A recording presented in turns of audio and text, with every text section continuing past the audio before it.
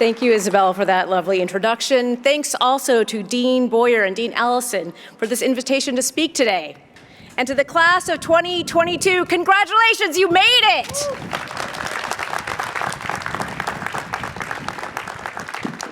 And let's also give it up for your friends and family who supported you along this incredible journey. Loved ones, this day is for you too.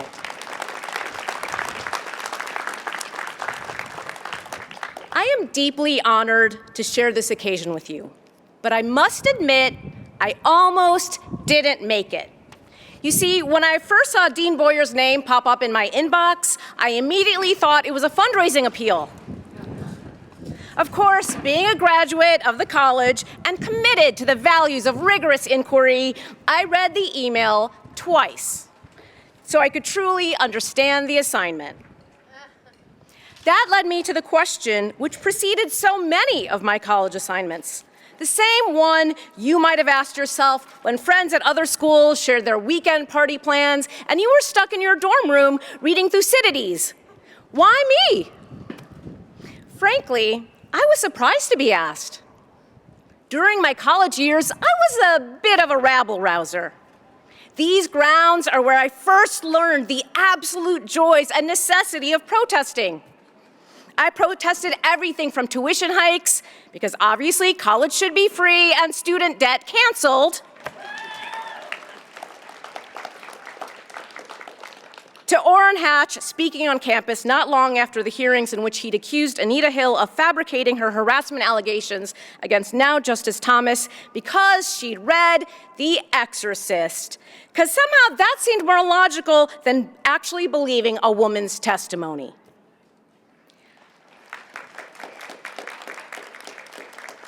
I continued to speak out against university decisions even when I graduated, on policies ranging from the shuttering of the Department of Education to inequities on the South Side perpetuated by university policy.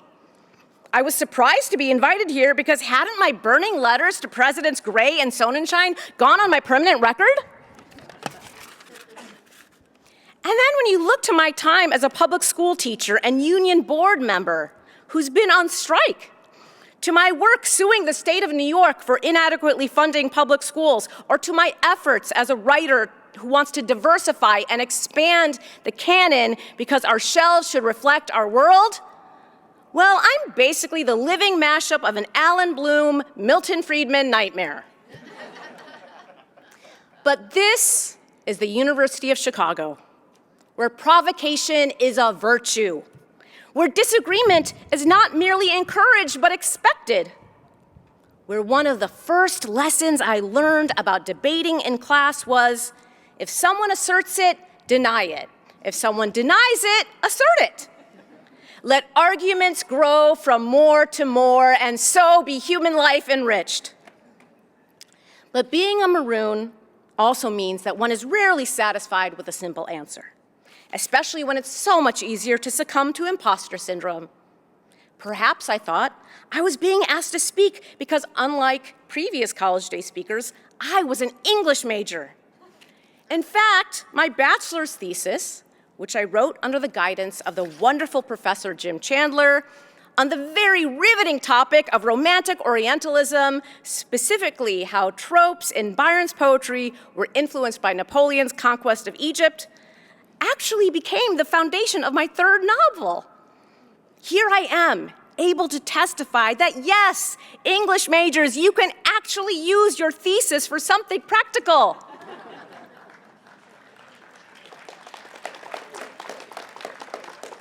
It might take 30 years, but I'm here to tell you that making money from your undergrad degree is not just for econ majors anymore.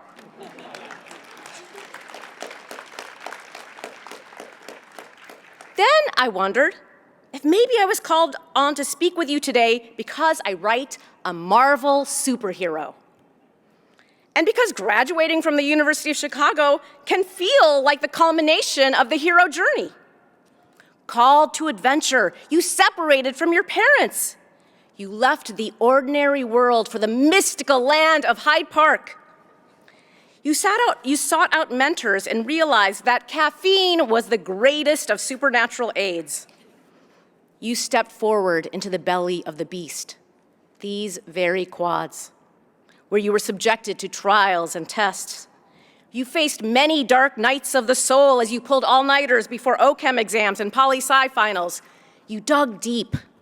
You emerged, perhaps slightly bruised, but stronger, ready to grasp your reward and better your world. But let's be real. Writing comic books may be cool, but it hardly seems an erudite enough pursuit for a UChicago alum. I likely would have thought that as an undergrad because Miss Marvel is certainly not Plato or Proust. But my youthful snobbery couldn't have been more misplaced.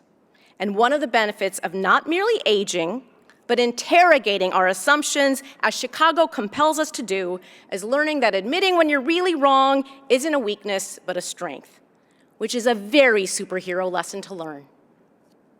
Heroism is deeply rooted in our psyche. From our earliest days of childhood, humans are drawn to superheroes, to heroic acts, to the choices that heroes make.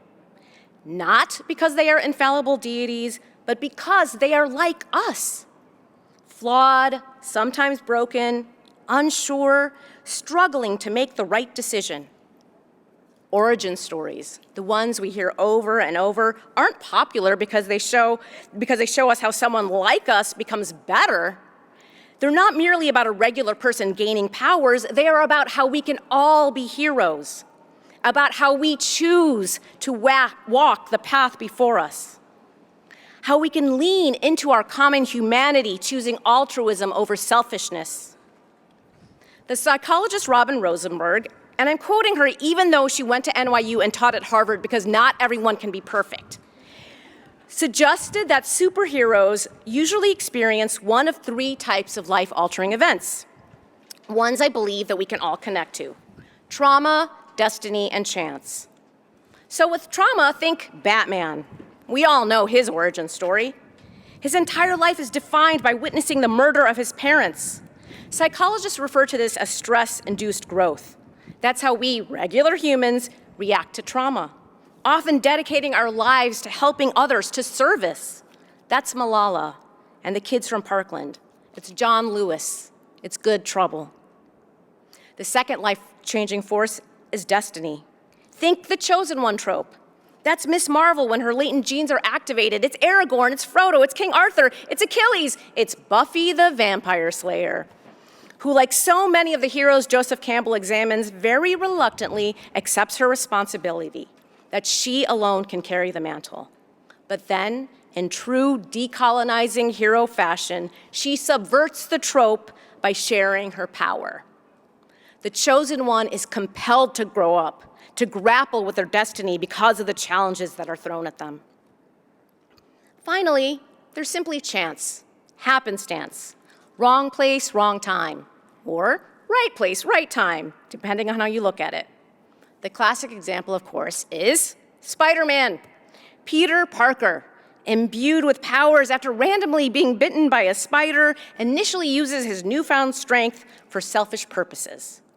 It's only when his actions indirectly lead to his uncle being killed that Peter reassesses his choices. When faced with random, adverse, often tragic events, the hero takes stock, chooses a different path, understands that with great power comes great responsibility. That's not just the lesson Peter learns from Uncle Ben. It's also Voltaire. It's the story of the sword of Damocles.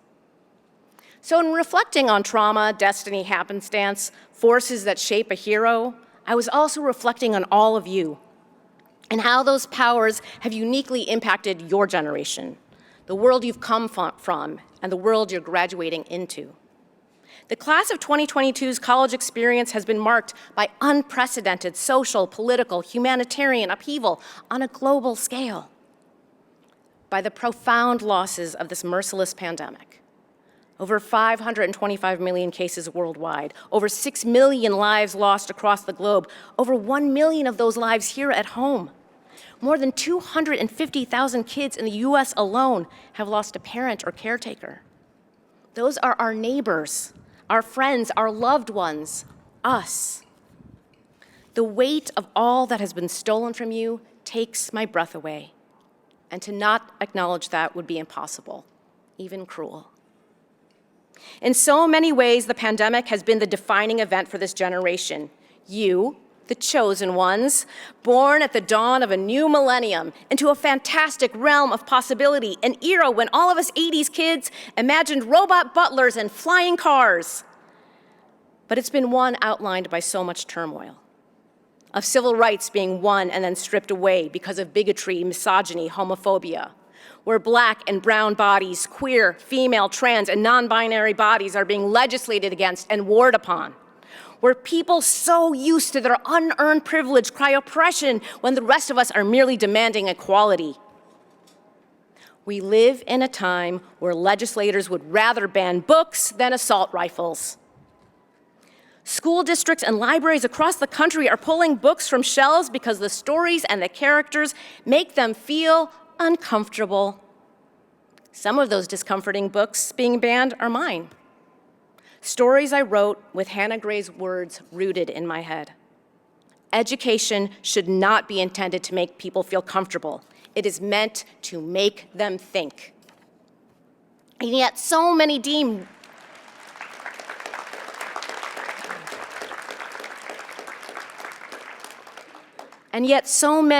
rational thought, the directive to merely think, to question, offensive. The same ones who deny the existence of science, who believe that alternative facts and disinformation ought to be propagated and reported as if they are real instead of what they really are, gaslighting. We have been told that there are good people on all sides. We have been told to deny the evidence of our eyes. The University of Chicago is dedicated to rigorous debate, to freedom of expression, but freedom of expression doesn't mean you refuse to discern fact from fiction. It means you do not stay silent when faced with the policies of repression. It means you speak truth to power. It means you call a lie a lie.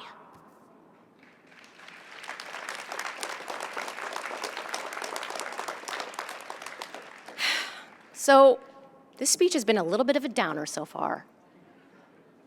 But at the University of Chicago, we don't deny reality. We also don't wallow. Where we find problems, we search for solutions through our dedication to rigorous inquiry, by leaning into our curiosity, by believing we can do better. And those are incredibly powerful and hopeful habits of mind. And while these last 22 years may have been tumultuous, they've also been a period of incredible ingenuity and discovery and advancement. From development to deployment, the COVID vaccine was the fastest ever created, a medical revolution on an unprecedented scale, a solution built on decades of groundwork by researchers working together with a common goal for the common good. In the simplest terms, we scienced our way to this very moment so that we could all be here celebrating you together in person.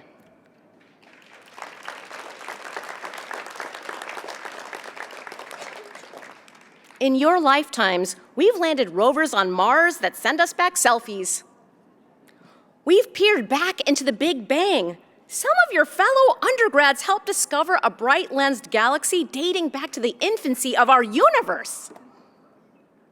Now, why is an English major so excited about science? Because I took physics for poets with the late, great Nobel laureate Leon Letterman and was filled with awe at the human ability to make the impossible real and cherished the chance to engage with and debate experts in a field completely outside of my major. Because the Common Core challenges us to look beyond our passions, to explore ideas that broaden our worldview. And it also gave me the tools to tell my Marvel editors that creating a rift in the space-time continuum in a university lab would have cataclysmic consequences that couldn't be stopped by shutting the lab door. And while your generation has helped uncover mysteries in the farthest reaches of our world, you've also done something profound here at home. In your lifetime, this nation built walls to keep people out, but you helped build bridges. Even when you were forced to physically distance from one another, You found ways to create community.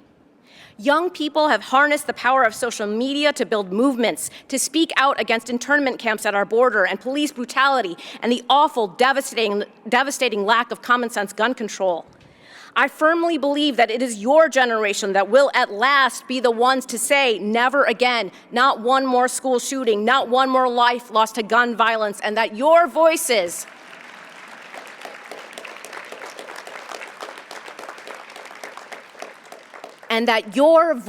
will be so strong, politicians will be compelled to pass a permanent ban on military-style assault rifles.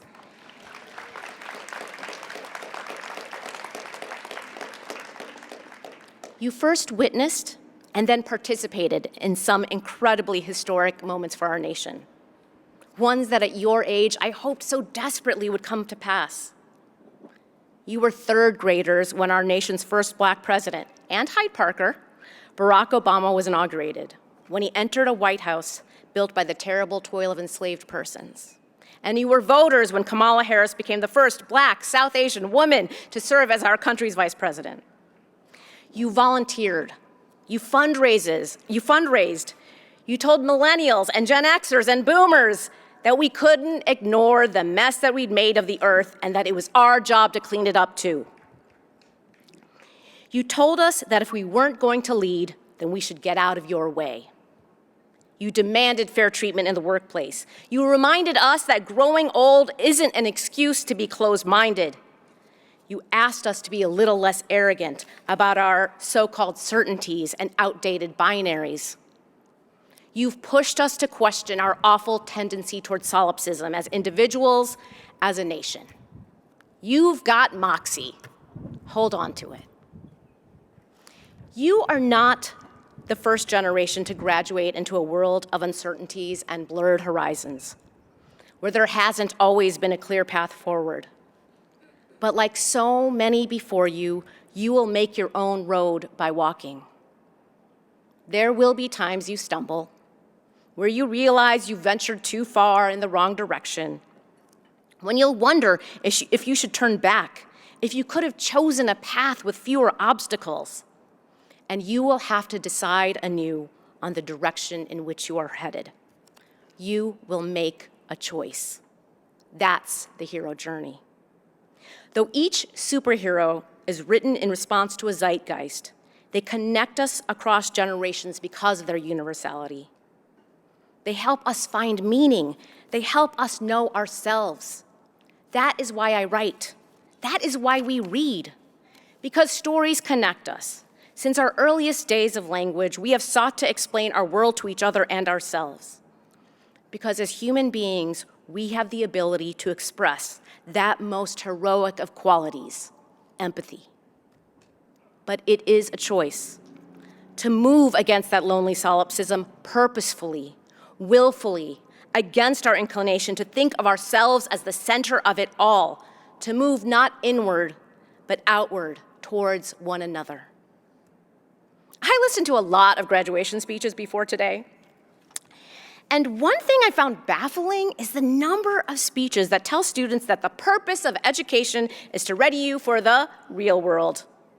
And the real world seems to be this nebulous, slightly terrifying, probably boring place beyond the ivy walls of your institution. But I couldn't disagree more, because when I left this place, it was with the words of John Dewey humming in my bones. Education is not preparation for life. It is life itself.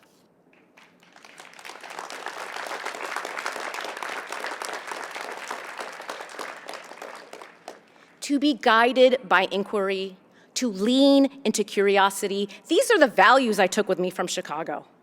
A directive to not merely ask questions, but to seek answers. To observe keenly, but also to act.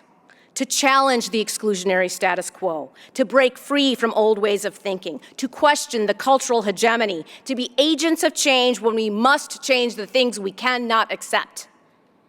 And what is more real than that? Before I leave you today, I would like to give you one final, very Chicago assignment. Make no small plans. Aim high in work, in service, in hope. Remember that the forces that forge a superhero have forged you too. Being a hero is about choosing to believe in something greater than yourself. It means acting for the greater good. It means using your power and your privilege for a purpose. Stand up. Speak out. Tomorrow, you may well falter. You might not wear a cape, but never doubt that you can soar. Thank you.